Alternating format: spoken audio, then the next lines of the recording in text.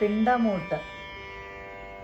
ഒരു പിടി വറ്റുമൊരിത്തിരി എള്ളുമായി ചേർത്തു കുഴച്ചൊരു പിണ്ടത്തിൽ നീർ വീഴ്ത്തി പൂവിട്ടു നല്ലൊരിലക്കീറിലുരുളയായി വച്ചുടൻ കൈകൊട്ടി ചുറ്റിലും നോക്കുന്നു. എത്തുമോ പിണ്ടമെടുക്കുവാൻ, കൊത്തുമോ ചോറിലൊരൽപ്പം ഭുജിക്കുമോ കാക്കകൾ?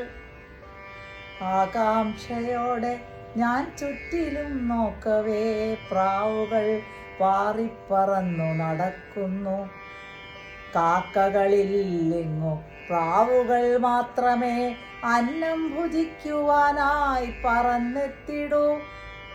പിണ്ടത്തിൻ ചുറ്റുമായി പ്രാവുകൾ വട്ടമിട്ടോരോന്നു കൊത്തുന്നു, പാറിപ്പറക്കുന്നു.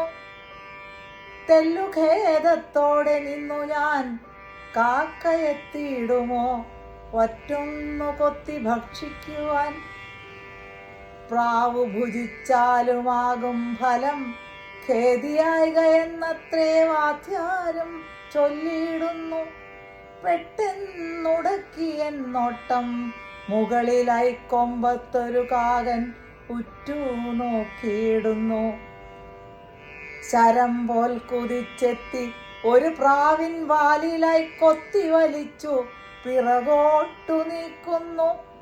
പലവട്ടം ആവർത്തിച്ചേനിതു, സ്തബ്ധരായി നോക്കി നിൽപ്പാണുറ്റ ബന്ധുക്കൾ മൂകരായി.